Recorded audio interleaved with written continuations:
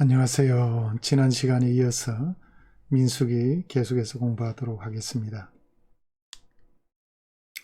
두 번째 반역과 징계와 교육의 사이클이 16장 1절부터 19장 22절까지 기록되어 있습니다. 민수기 16장에는 두 건의 연쇄적인 반역 사건이 기록되어 있습니다.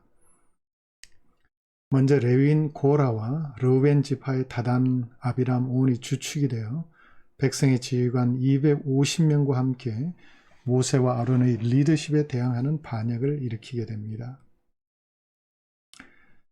이들 반역자들이 하나님의 징계로 모두 죽게 되자 그 다음날 이스라엘 온 회중이 모세와 아론을 대항하여 반역을 일으키다가 하루에 14,700명이나 죽는 엄청난 비극을 맞게 됩니다. 자, 고라 일당과 250명 지휘관들의 반역의 내용을 보도록 하겠습니다. 민수기 16장 1절에서 3절을 보면 고라의 일당이 모세와 아론의 리더십에 도전한 것처럼 보입니다. 3절에 보시면 그들이 모여 모세와 아론을 거슬러 그들에게 이르되 너희가 분수에 지나도다. 회중이 다 각각 거룩하고 여호와께서도 그들 중에 계시거늘 너희가 어찌하여 여호와의 총회 위에 스스로 높이느냐라고 얘기를 합니다. 자, 그런데 10절에 모세는 고라의 일당이 반역을 일으킨 사건의 본질을 꿰뚫어 보고 있습니다. 이 반역의 주동자는 레위인인 고라가 분명합니다. 이들 반역한 무리를 칭할 때 고라의 이름이 맨 먼저 나오고 1절 16절에 보면 고라와 그의 모든 무리라고 반복해서 나오는 것을 보면 그렇습니다. 르우벤 지파에 속한 다단, 아비람, 온이 반역에 동참한 것은 이들이 고라가 속한 고앗 가문과 함께 성막 남쪽에 배치되어 있었기 때문입니다. 우리가 앞에서 보았죠. 남쪽에 배치된 사람들이 바로 이 르우벤 지파에 속한 사람들임을 보았습니다. 자, 250명의 지휘관들이 반역에 동참한 것도 이들 주동자들에 의해서 선동되었을 가능성이 큽니다. 모세는 고라를 향해 그의 도전의 의도를 분명히 밝힙니다. 하나님께서 고라에게 레위인의 직분을 맡기신 것을 작은 일로 여기고 아론 가문의 제사장 직분을 탐한 것이 문제였습니다. 선동된 무리들도 함께 아론의 제사장 직분을 탐한 것이 분명합니다. 모세가 이들 모두에게 다음날 향로를 들고 향을 얹어서 성막 앞으로 나오라고 지시한 것을 보면 그렇게 추론할 수가 있습니다. 향로를 들 수 있는 사람은 오직 제사장뿐입니다. 일반인들이 향로를 들게 되면 죽을 수 있습니다. 아론의 두 아들 나답과 아비후는 다른 불을 향로에 담아 들이다가 죽었습니다. 반역자 모두에게 향로를 들도록 지시한 것은 이들이 과연 제사장직을 수행할 수 있을 것인지 다음날 테스트하기 위함이었습니다. 결과는 이들의 죽음이었습니다. 그리고 반역으로 심판을 받은 후에 민수기 17장에는 아론의 쌍난 지팡이를 통해 하나님께서 아론의 제사장직을 인정하심으로써 고라 문화의 문제점을 고치기 위한 표적을 보여주셨습니다. 민수기 18장에서는 제사장과 레위인의 직무의 구분과 이들의 몫에 대한 구분을 가르침으로써 레위인들이 다시는 제사장 직분에 도전하지 못하도록 지도하시는 교육적 의도가 선명하게 드러나고 있습니다. 아론의 제사장직을 탐한 고라의 무리들에게 과연 이들이 제사장 직분을 수행할 수 있는지 테스트하기 위해 모세는 이들 모두에게 향로를 준비하여 성막 앞에 모이라고 지시합니다. 다음날 고라의 무리들이 향로에 향을 얹고 불을 붙여 모세와 아론과 함께 성막 앞에 서서 이들을 대적하려고 하자 하나님의 영광이 온 회중에게 나타났습니다. 여호와께서 모세와 아론에게 이 회중에서 떠나라, 내가 순식간에 그들을 멸하려 하노라 라고 위협하십니다. 이때도 모세와 아론은 여호와께 엎드려 중보기도함으로써 회중이 멸절당하는 것을 막았습니다. 위대한 지도자 모세와 아론은 끊임없이 원망하고 도전하는 회중들이 위기에 처할 때마다 하나님께 엎드려 중보기도 함으로써 이들을 살리게 됩니다. 모세와 아론의 행동을 통해 진정한 영적 지도자의 모습을 보게 됩니다. 그러나 하나님은 반역의 주동자들이었던 고라, 다담, 아비람과 그에게 속한 모든 것들에게 땅이 입을 벌려 삼키는 벌을 내리셨습니다. 하나님의 심판을 선포한 모세는 고라 무리의 반역이 바로 리더십을 세우신 하나님 자신에 대한 도전임을 밝히고 있습니다. 향로를 든 250명은 여호와께로부터 불이 나와서 이들을 살라버렸습니다. 그러나 250명이 들고 있던 향로는 여호와께 드려 거룩하게 되었기 때문에 그 향로를 수거하여 쳐서 제단을 싸는 철판으로 만들었습니다. 이스라엘 백성은 성막에 들어갈 때마다 고라의 무리의 반역으로 인해 만든 제단의 철판을 보면서 제사장직을 넘봐서는 안 된다는 표징을 기억하게 됩니다. 반역에서 모세와 아론에 대한 원망으로 이제 바뀌게 됩니다. 다음날 온 이스라엘 백성 회중이 모세와 아론에게 너희가 여호와의 백성을 죽였도다라고 원망하면서 이들을 칩니다. 그때 여호와의 영광이 나타나게 되죠. 이때도 여호와께서 모세에게 회중을 떠나라, 내가 순식간에 그들을 멸하리라고 말씀하시자 두 사람은 다시 엎드립니다. 이번에는 모세와 아론이 중보기도 했다는 말이 없습니다. 모세는 이미 하나님의 진노로 백성 가운데 연병이 퍼진 것을 알고 아론에게 향로의 향을 피워가지고 급히 회중에게로 가서 그들을 위하여 속죄하라고 지시합니다. 아론이 향로를 들고 가서 속죄하고 죽은 자와 산 자 사이에 섰을 때 연병이 그치게 됩니다. 제사장들이 향로를 원래 성막 안에서만 사용하였지만 이날은 특별한 속죄를 위한 도구로 사용한 것임을 알 수 있습니다. 반역자 250명이 들었던 향로는 죽음의 도구였지만 제사장 아론의 향로는 생명을 살리는 도구가 되었습니다.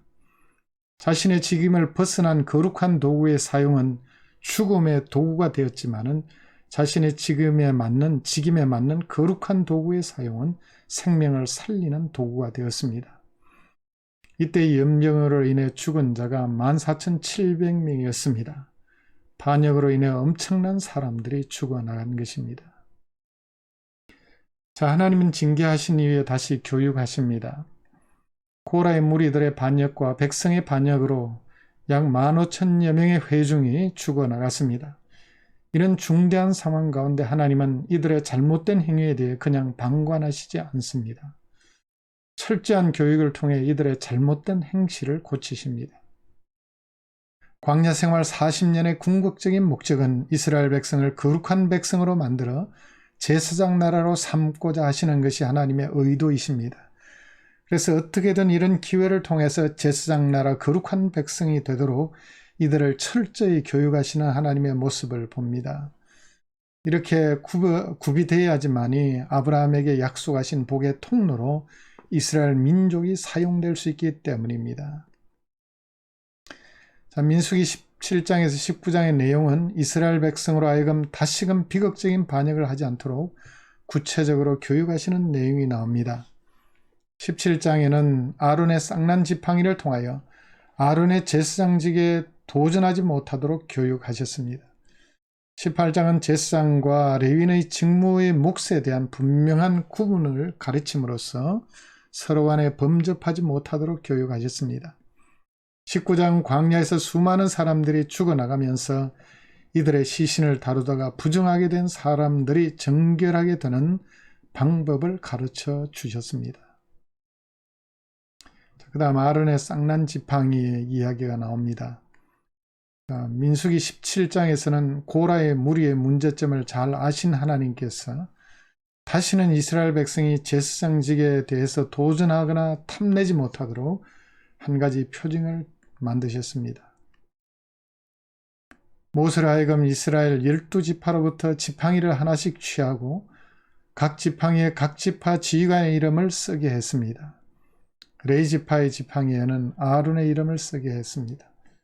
지팡이들을 지성소 언약궤 앞에 두게 되면 하나님께서 택하신 지팡이에만 싹이 나리라고 말씀하셨습니다. 하나님의 지시대로 모세가 지팡이들을 언약궤 앞에 두었는데 그 다음날 아론의 지팡이에는 움이 돋고 순이 나고 꽃이 피어서 살구 열매를 맺었습니다. 개역 개정판 한글 성경에는 살구 열매로 번역된 이 말은 대부분 현대 번역들은 아몬드 열매, 영어로는 ripe almonds라고 되어 있습니다. 아몬드 열매라고 번역을 하고 있습니다. ESV나 NASB나 NIV나 RSV나 NRSV 등은 이렇게 번역을 하고 있습니다. 그래서 아몬드 열매가 아마 더 정확한 번역일 것입니다. 자, 모세가 지팡이들을 갖고 나와 각 지파의 지휘관들에게 나눠 주었습니다. 하나님은 아론의 지팡이는 다시 지성소의 언약궤 앞에 두도록 지시하셨습니다. 자, 그 목적은 반역한 자에 대한 표징이 되어 더 이상 원망으로 인해 죽지 않도록 하기 위해서였습니다. 다시는 고라의 무리들처럼 아론의 제사장직을 탐하거나 도전하지 못하도록 엄히 교육하신 것입니다. 자, 종교개혁 이후에 개신교는 만인 제사장설을 매우 강조해 왔습니다. 우리는 모두 왕같은 제사장들이라고 자부하면서 신앙생활하고 있습니다. 베드로전서 2장 9절 말씀이죠. 구약시대의 왕직, 제사장직, 선지자직이 예수 그리스도 안에서 통합되어졌고 신약시대의 성도들은 다 왕같은 제사장들입니다. 자, 그럼에도 불구하고 만인 제사장설에 대한 오해로 인하여 하나님께서 세우신 직분 자체에 대해서 무시하거나 도전하는 행위는 결코 용납해서는 안 됩니다. 교회의 사도, 선지자, 전도자, 목사, 교사를 세우신 분은 하나님이십니다. 이들 사역자의 고유한 직분에 대한 도전은 고라의 무리의 반역과 같은 무모한 행위인 것입니다. 특별히 개혁을 외치는 사람들, 목사들이 부패했다고 해서 목사직 필요 없다라고 주장하는 것은 고라, 다단, 아비라함이 행한 행위와 똑같은 반역적인 행위입니다. 부족하지만은 사도, 선지자, 전도자, 목사, 교사를 세우신 분은 하나님이십니다. 그래서 인간의 연약함을 보고 하나님이 세우신 제도 자체를 부정해서는 안 되는 것입니다. 요즘 일부 성직자들의 타락으로 인하여 어떤 개혁을 주장하는 무리들은 목사직 자체 폐기를 요구하기도 합니다. 제가 방금 말씀드린 얘기입니다. 이는 하나님이 정하신 직분 자체에 대한 도전과 같은 행위임을 잊어서는 안 되겠습니다. 레위인과 제사장의 직무에 대한 재교육이 그 다음에 나옵니다. 민수기 18장에는 제사장과 레위인의 직무를 먼저 교육하십니다. 제사장과 레위인 모두에게 성막을 지켜야 할 사명이 주어졌습니다. 만약 외부인이 성소를 더럽히게 되면 제사장과 레위인 공동의 책임이 있습니다. 레위인이나 일반인이 제사장 직분에 대해서 범접하게 된다면 제사장이 책임을 져야 합니다. 레위인은 제사장의 일을 돕는 위치에서 사역을 해야 함을 강조하고 있습니다. 레위인들이 성막의 모든 기구를 보호하고 운반해야 할 책임이 있지만 성소의 기구와 제단에는 결코 가까이에서는 안 됩니다. 만약 가까이 하게 되면 죽을 수 있다고 경고하고 있습니다. 자, 일반인이 레위인의 직무에 범접해서도 안 됩니다. 그리고 제사장의 직분에 대해 일반인이 가까이 하면은 죽임을 당할 것이라고 경고하고 있습니다. 제사장직은 아론의 자손들에게 주신 하나님의 선물이기 때문에 어느 누구도 이 권한을 침범할 수가 없습니다. 반역자 고라의 무리의 구성원을 보면 레위인과 일반인들이 섞여 있습니다. 이들이 자신들도 거룩하다고 주장하면서 아론의 제사장직에 대해 도전하는 행위는 하나님께서 정하신 고유한 직분의 범위를 모두 넘어선 행위들입니다. 다시는 고라의 무리들처럼 제사장직뿐만 아니라 레위인의 직무에조차 도전하거나 탐하지 못하도록 엄격히 교육하시고 계십니다. 자, 이어서 제사장 몫과 레위인 몫에 대해서 교육하는 내용은 두 직분 간의 경계선을 넘지 말아야 함을 가르치고 있습니다. 제사장은 성막에서 제사를 책임 맡았기 때문에 지극히 거룩한 성물인 소제, 속죄제, 속건제물은 제사장들의 몫이었고 그 다음 거룩한 성물인 거제물과 요제물과 초산물과 초태생의 제물들은 제사장과 그 가족이 함께 먹을 수 있었습니다. 가족 중에 부정한 자는 먹을 수 없고 오직 정결한 자만 먹을 수 있었습니다. 이를 소금 언약이라고 칭했는데 이는 언약이 오래도록 지속할 것이란 뜻입니다. 소금은 고대 건동의 지속성을 상징하는 의미로 오래전부터 사용되었습니다. 성막을 돌보는 전임 사역자인 레위인들은 이스라엘 백성으로부터 11조를 받았습니다. 이들에게는 기업이 분배되었지 않았기 때문에 하나님께서 11조를 이들에게 기업으로 주셨습니다. 레위인들은 백성으로부터 받은 11조의 10분의 1을 거제물로 제사장에게 주도록 했습니다. 레위인들은 10분의 1을 드릴 때 가장 좋은 것, the best part를 제사장에 드려야 했습니다. 이 가장 좋은 부분을 거룩하게 한 부분이라고 칭하기도 하는데, 이를 레위인이 제사장에게 구별하여 드리지 않고 먹으면 성물을 더럽히게 됩니다. 그러면 죽음의 위기를 맞을 수 있다라고 말씀합니다. 레위인과 제사장 사이의 직임 구분 못지않게 이들이 받는 몫에 대해서도 엄격히 구분을 하고 있습니다. 고라 무리의 반역을 통해 직임에 대해서 뿐만 아니라 이들이 받는 몫에서조차 범접하지 말도록 이스라엘 백성에게 교육하고 있습니다. 그 다음 부정하게 된 자의 속죄 규정이 나옵니다. 자, 민수기 19장은 시체를 만져 부정하게 된 자를 속죄하기 위해 규정을 가르치고 있습니다. 이 부분도 고라의 무리의 반역과 그 다음날 14,700명이 죽음으로 말미암아 수많은 시체를 처리했기 때문에 진을 성결케 하기 위한 조치였을 것입니다. 그리고 9세대의 60여만 명이 40년의 광야 생활 기간에 죽었다면 1년에 평균 15,000여 명이 죽은 꼴입니다. 이 시신들을 수습하느라 부정하게 된 자들을 위해 정결케 하는 방법을 가르칠 필요가 있었습니다. 이 속죄제는 죄를 지어 속죄하는 제사를 드리는 것과는 달리 시체로 인해 부정케 된 자를 정결케 하는 방법이기 때문에 어떤 의미에서는 훨씬 단순한 방법으로 정결케 되는 방법을 가르치고 있습니다. 여호와께서 모세와 아론에게 지시하여 부정을 씻는 물을 만들게 했습니다. 부정을 씻는 물은 온전하여 흠이 없고 아직 멍에 매지 아니한 붉은 암송아지를 백성으로 하여금 갖고 오게 하고 제사장 엘라살은 이를 끌고 진영 밖으로 나가서 이를 잡게 하고 그는 피를 찍어 성막을 향해 7번 뿌립니다. 피를 7번 뿌린 것은 대제사장이 제사장이 성소에서 속죄를 위해 피를 뿌릴 때 사용한 방법입니다. 그리고 송아지 전부를 불살라 제를 만들고 그 제를 진영 밖 정한 곳에 두고 이 제를 섞어 부정을 씻는 물을 만들어서 부정한 자에게 뿌리게 했습니다.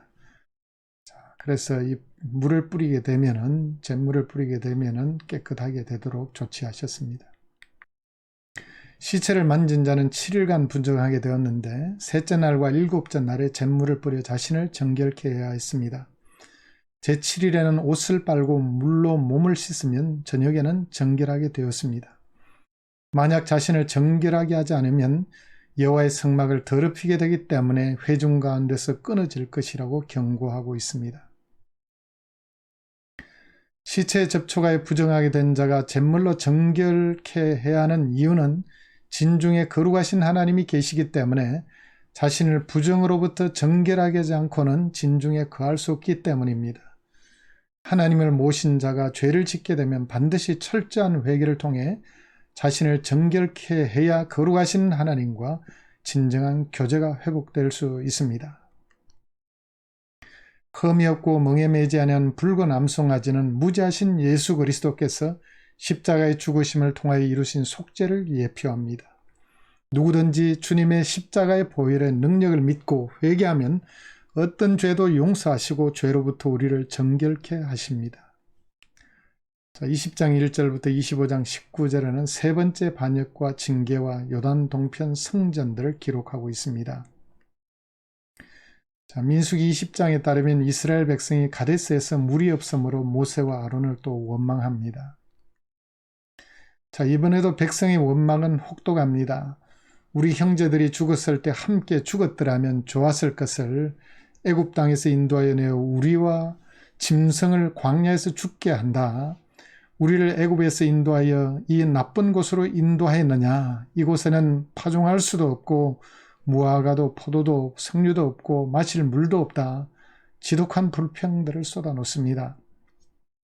회중들이 물이 필요한 것은 사실이지만 이들의 말은 정말 심각한 범죄 행위입니다. 회중의 불평을 듣고 있던 모세는 이들을 떠나 성막문에 이르러 엎드리자 여호와의 영광이 나타났습니다. 하나님은 모세에게 해결책을 가르쳐 주셨습니다. 회중을 모으고 그들의 목전에서 반석에 명하여 물을 내어 그들과 짐승이 마시게 하라고 지시하셨습니다. 자, 그런데 이때 모세와 아론이 또 범죄하게 됩니다. 위대한 지도자들의 범죄가 기록되어 있습니다. 모세와 아론은 바위 앞에 회중을 모았습니다. 모세는 그간 참고 있던 분노를 폭발시키며 말을 합니다. 모세는 반역한 너희여 들으라 라고 회중을 향한 모욕적인 말을 했습니다. 모세가 우리가 너희를 위하여 이 반석에서 물을 내랴 라고 말한 것을 보면 마치 자신이 바위에서 물을 내는 것처럼 말을 합니다. 하나님께서 바위에게 명령하라고 하셨는데 모세는 지팡이로 반석을 2번 내리쳤습니다. 이 말들 속에 모세와 아론이 범한 가장 심각한 죄악은 무엇일까요? 민수기 20장 12절 말씀 한번 보겠습니다. 여호와께서 모세와 아론에게 이르시되 너희가 나를 믿지 아니하고 이스라엘 자손의 목전에서 내 거룩함을 나타내지 아니한 고로 너희는 이 회중을 내가 그들에게 준 땅으로 인도하여 드리지 못하리라 하시니라 라고 말씀하고 있습니다. 자, 이 사건 후에 하나님께서 이들을 책망하신 말씀을 보면 이들의 죄를 짐작할 수 있습니다. 여호와께서 모세와 아론에게 이르시되 너희가 나를 믿지 아니하고 이스라엘 자손의 목전에서 내 거룩함을 나타내지 아니한 고로 너희는 이 회중을 내가 그들에게 준 땅으로 인도하여 드리지 못하리라고 말씀하고 있습니다. 하나님의 책망은 2가지입니다. 첫째, 너희가 나를 믿지 않았다는 것이고 둘째는 이스라엘 자손의 목전에서 내 거룩함을 나타내지 않았다는 것입니다.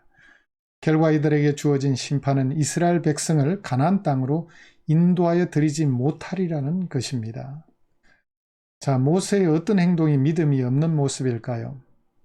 모세의 어떤 행동이 특히 하나님의 거룩함을 나타내지 못한 것일까요? 이에 대해서 학자들마다 다양한 해석을 제안하고 있습니다. 자, 그런데 성경 자체는 이에 대해서 분명한 답변을 가르쳐 주고 있습니다. 시편 106편 32절 33절입니다. 그들이 또 머리바 물에서 여호와를 노하시게 하였으므로 그들 때문에 재난이 모세에게 이르렀나니 이는 그들이 그의 뜻을 거역함으로 말미암아 모세가 그의 입으로 망령되이 말하였음이로다 라고 말씀하고 있습니다. 시편 기자이며 이스라엘 백성의 원망과 불평은 정말 먼저 심각한 죄임을 인식하고 있습니다.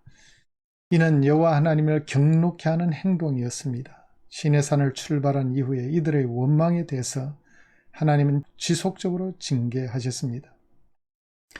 그런데 이번에는 모세가 입술로 하나님의 거룩하심을 추락시키는 큰 죄를 지었다고 성경은 기록하고 있습니다. 앞에서 본 모세의 범죄 행위 3가지 중에 2가지가 말로 범한 죄입니다. 마지막 죄는 아마 분노를 참지 못한 모세가 말만으로도 물을 낼 수 있는데 바위를 친 것이 아닐까요?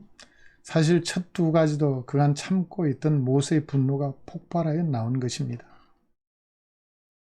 회중 앞에서 영적 지도자의 분노는 하나님의 거룩함을 추락시키기에 충분한 것입니다.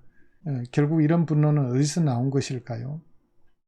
자, 하나님은 이 모든 행위를 믿음의 관점에서 평가하십니다. 너희가 나를 믿지 아니하고 이스라엘 자손의 목전에서 내 거룩함을 나타내지 아니한 고로라고 말씀하고 있습니다. 분노를 절제하지 못하는 행위, 물을 내시는 하나님의 능력을 마치 자신의 것인 양 둔갑시키는 은사, 그리고 분노에 찬 지팡이 휘두름 등은 모두 믿음이 없는 행위인 것입니다. 지금까지 이스라엘 백성의 끊임없는 불순종에도 하나님은 인도하셨는데 모세는 지속적으로 반역하는 무리들에 의해 압도되어 하나님을 신뢰하길 잊어버린 채 자신의 감정대로 회중을 향해 내뱉은 말이 모두 믿음 없는 행동들이라고 하나님은 말씀하시고 있습니다. 그런데 이번에는 왜 원망하는 회중을 징계하지 않으셨을까요? 자, 모세가 하나님의 거룩함을 추락시키는 큰 죄를 지었으므로 말미암아 하나님 백성을 인도할 책임을 맡은 모세와 아론에게 징계의 화살이 한꺼번에 발사된 것이 아닐까요? 회중과 지도자가 함께 죄를 지으면 누구에게 책임이 있을까요? 누구에게 책임을 물을까요? 분명히 회중을 선도한 책임을 맡은 지도자를 징계하시지 않겠습니까? 자, 미리암과 아론의 죽음이 그 다음에 나타납니다. 민수기 20장에는 그간 모세와 함께 리더십을 발휘했던 미리암과 아론의 죽음을 기록하고 있습니다. 미리암이 죽은 곳은 신광야, 히브리어로는 미드바르진으로 되어 있습니다. 미드바르진, 예. 영어 성경으로는 Wilderness of Zin으로 되어 있습니다. 자, 이곳이 신광야의 가데스인데 개역 개정판 한글 성경은 엘림과 시내산 사이에 있는 광야도 신광야라고 표기하고 있습니다. 여기서는 히브리어를 보면은 미드바르 신으로 되어 있습니다. 영어 성경은 Wilderness of Sin으로 번역하고 있습니다. 그래서 히브리어와 영어는 다르게 표기하고 있는데 우리말에는 신광야로 모두 표기하기 때문에 번역상 문제가 있습니다. 차라리 광야 이름을 앞에 것은 진광야로 번역하는 것이 더 나을 것입니다. 지명에 대한 혼동을 피하기 위해서는 사용된 원문이 다름을 기억할 필요가 있습니다. 자, 미리암이 죽을 때에는 견해의 차이가 있기는 하지만 대체로 출애굽 제40년인 것으로 추정을 합니다. 또 아론이 죽은 곳은 호르산인데 그때가 출애굽 제40년 5월 1일이라고 민수기 33장 38절은 밝히고 있습니다. 하나님은 아론에게 머리바 사건을 상기시키며 하나님의 말씀을 거역한 까닭에 약속의 땅으로 들어갈 수 없다고 하셨습니다.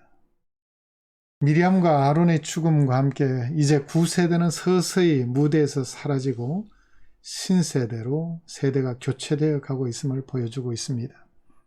가데스 바니아 사건 당시 20세 가까이 되었던 신세대는 이제 나이 60을 바라보는 노년이 되어 가고 있습니다.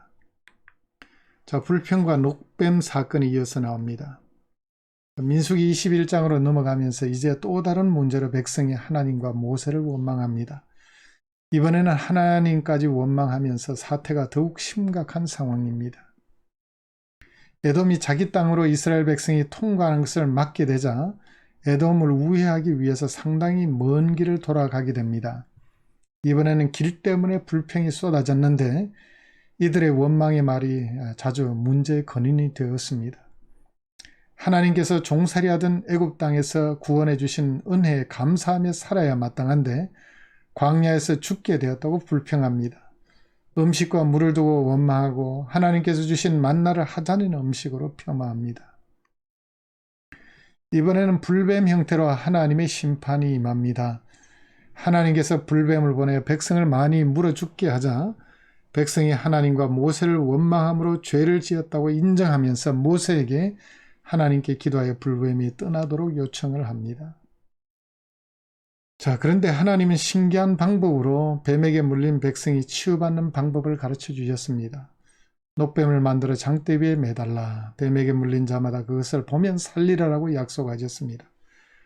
뱀에게 물린 자마다 장대 위에 매단 녹뱀을 보면 살아났습니다. 신약 성경에 예수님은 모세가 녹뱀을 장대 위에 매단 사건을 인용하시면서 예수님도 달리스 일터인데 누구든지 그를 믿으면 영생을 얻으리라고 약속하셨습니다. 요한복음 3장 14, 15절에 나옵니다. 장대 위에 달린 녹뱀은 십자가에 달린 예수 그리스도의 예표입니다. 광야에서 뱀에게 물린 자들이 하나님의 약속을 믿고 녹뱀을 쳐다본 자는 살아났듯이 십자가에 달린 예수 그리스도를 믿음으로 바라보는 자는 영생을 얻게 된다는 귀중한 십자가 구속의 그림자를 여기서 계시하셨습니다. 이번 계시의 핵심은 믿음입니다. 하나님의 약속을 믿음으로 받아들이는 여부가 사느냐 죽느냐가 달린 판가름을 짓는 관건이었습니다.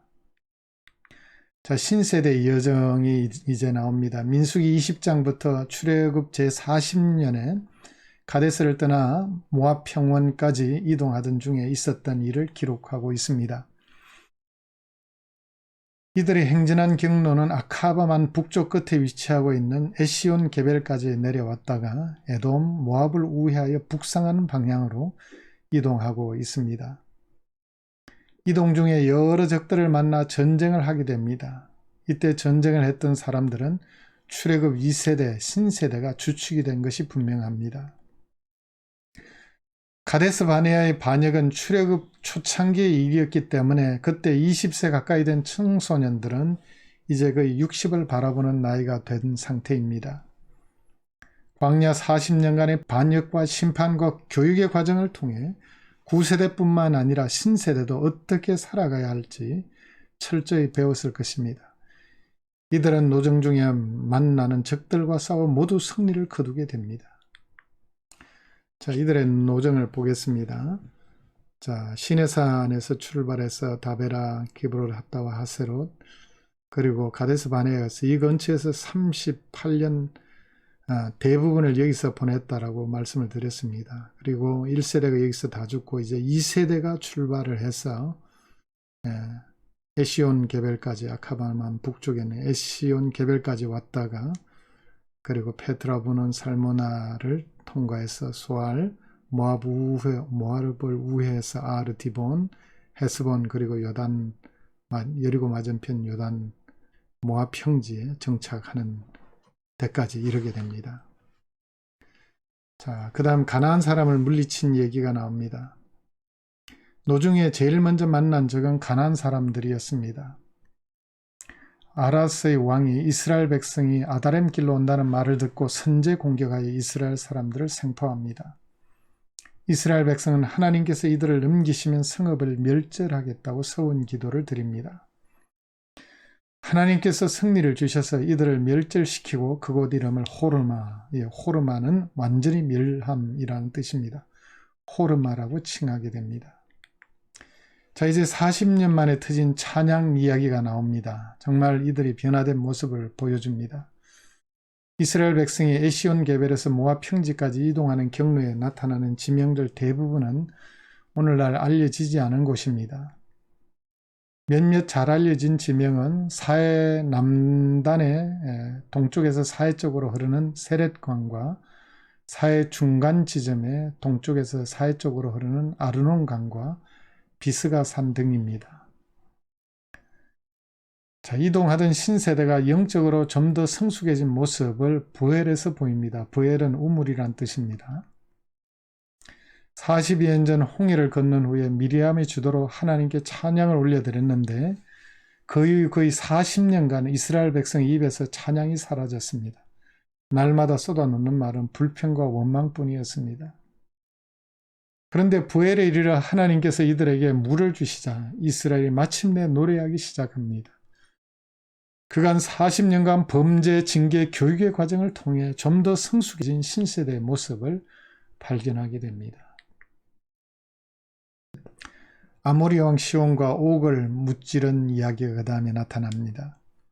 이스라엘 백성이 비스가산 꼭대기에 이르렀을 때 아모리 왕 시온에게 사신을 보내 에돔에게 요청했던 것처럼 이들의 땅을 통과하도록 허락해 달라고 요청을 합니다.